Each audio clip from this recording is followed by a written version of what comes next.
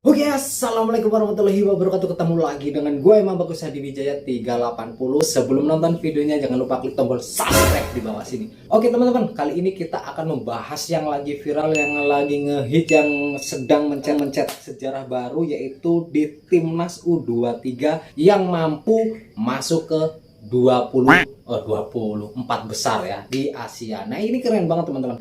Itu masih aja ada yang bilang, buat apa masuk 4 besar kalau Piala AFF aja nggak pernah juara. Nah ini nih, ini orang-orang yang mungkin otaknya perlu kita cuci dengan rinso yang 500 rupiah itu loh.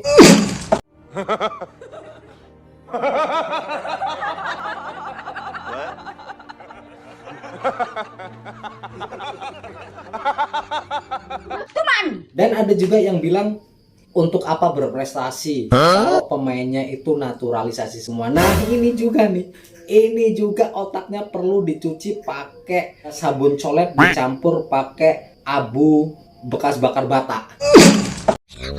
Macam tak betul je budak ni. Oke teman-teman, jadi ini bukan masalah antara naturalisasi ataupun pemain lokal ya teman-teman ya. Tapi di sini yang kita bicarakan yaitu prestasi. Kita sudah mencetak sejarah baru masuk ke 20 masuk 4 besar di Asia. Pemain kita udah bagus-bagus. Yang main di U23 itu hampir 70%-nya yaitu pemain yang sudah bermain di timnas senior. Nah ini keren banget teman-teman. Kita itu sudah ada sejarah baru di mana kita sudah menjadi tim, salah satu tim terbaik. Nah saat ini U23 itu menjadi tim terbaik ya, masuk 4 besar. Itu artinya Indonesia menjadi sepak bola terbaik keempat lah ya. Kalau misalkan nanti juara 4 atau juara 3, artinya kita yaitu yang terbaik di Asia saat ini, klubnya yaitu ya PSSI semakin maju. Aduh, kebelet. Oke teman-teman, kita akan membahas di Rafael Strike ya teman-teman ya.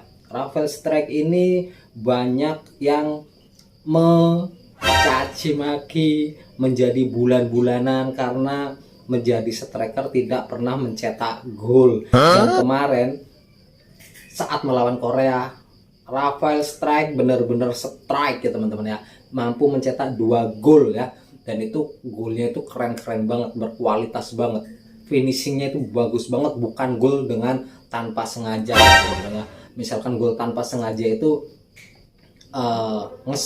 ngasal tapi masuk gitu ya teman-teman.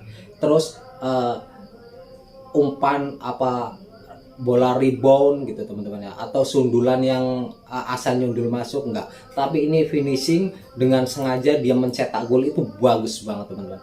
Nah Rafael Strike ini kalau di luar negeri ya teman-teman ya, kalau di luar negeri itu seperti Giroud ya, itu ada striker dari Prancis. Itu waktu Piala Dunia di Prancis menjadi juara Piala Dunia, itu Giroud nggak pernah mencetak gol, tapi selalu dipasang. Kenapa? Karena dia adalah salah satu sosok paling penting ya, selain Mbappe, Giroud juga penting teman-teman. Jadi dimana di saat kita mempunyai striker yang nggak haus gol, tapi pergerakannya bagus, pergerakannya lincah, itu akan menjadi lebih bahaya daripada striker yang tajam, finishingnya bagus, tapi mereka tidak ada kerjasamanya, maka dia akan bermain sendiri. Rafael Strike ini memang belum mencetak gol teman-teman. Kemarin aja ya di Korea, di senior belum mencetak gol. Mencetak gol sekali itu waktu musuh Brunei atau apa itu ya, di penyisihan Piala Dunia, itu hanya sekali, itu udah bagus itu. Nah tapi Rafael Strike ini dia selalu menjadi salah satu sosok yang ikut andil dalam kemenangan Indonesia. Contohnya waktu musuh Vietnam di Piala Asia kemarin ya, Indonesia menang 1-0. Di situ Rafael Strike yang dijatuhkan oleh pemain Vietnam dan jadi penalti. Beberapa golnya, gol-gol Indonesia itu diawali dengan seringnya di pelanggaran di Rafael Strike.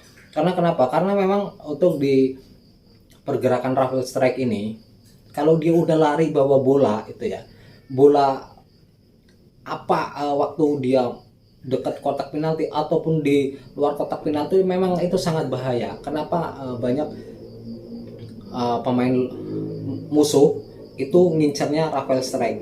Karena memang dia pergerakannya lincah, makanya dia selalu dijaga. Nah, yang dikhawatirkan oleh pemain-pemain musuh-musuh kita itu ya, Rafael Strike ini itu pergerakannya tidak bisa ditebak antara mau shooting atau mau memberikan umpan. Nah, itu yang menjadi membuat musuh itu menjadi bingung, teman-teman ya.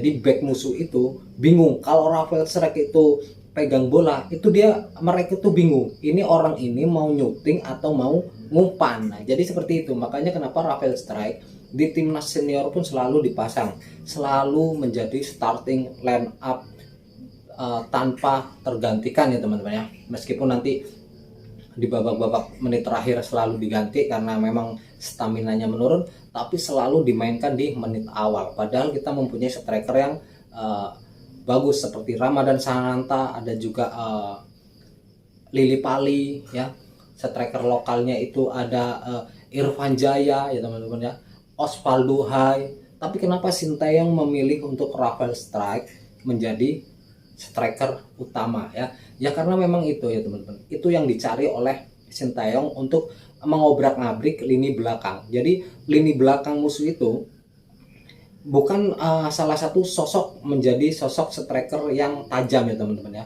karena memang harus ada salah satu sosok yang ditakuti oleh pemain lawan.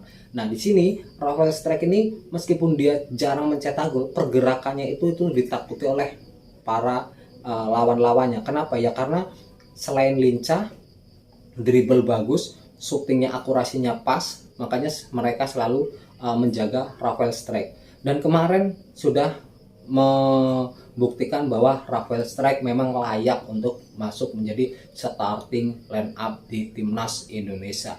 Ini bagus banget teman-teman ya. Nah, untuk Uzbekistan, nah ini kita itu sudah menjadi salah satu kuda hitam di Piala Asia U23 ya. Selain mengalahkan Australia, mengalahkan Jordania, mengalahkan Korea Selatan, ini udah bagus banget ya. Selama saya masih kecil itu sudah hobi nonton bola. Sampai sekarang saya baru lihat Indonesia bisa mengalahkan Australia, itu baru kali ini ya teman-teman. Dan itu baru kali ini saya nonton ya, untuk di level 23 tahun ke atas. Indonesia memang pernah mengalahkan Korea Selatan itu di level U19 waktu dipegang Indra Safri. Pemainnya memang lokal semua dan itu memang bagus. Tapi setelah masuk senior ya, dari umur 19 tahun, setelah itu naik, mentalnya down dan minim prestasi ya teman-teman. Setelah itu dipangkas generasi oleh Sinteyong ya, itu bagus banget. Kenapa? Karena memang Sinteyong membutuhkan pemain-pemain, bukan pemain yang bagus di tim, bukan pemain yang bagus di Indonesia, tapi Sinteyong butuh pemain yang disiplin di timnas Indonesia ya teman-teman ya. Untuk apa pemain bagus tapi tidak disiplin, meremehkan pemain lawan? Sinteyong tidak suka dengan seperti itu ya teman-teman ya. Jadi kita punya Osvaldo Hai, sebelumnya selalu dimainkan, sebelumnya selalu bagus dalam bermain di timnas Indonesia, selalu mencetak gol Osvaldo Hai. Tapi setelah dilatih Sinteyong, karena kedisiplinannya kurang, lalu langsung dicoret. Ya seperti itu teman-teman ya. Karena memang kalau kita bermain di timnas Indonesia ya, emang timnas Indonesia itu butuh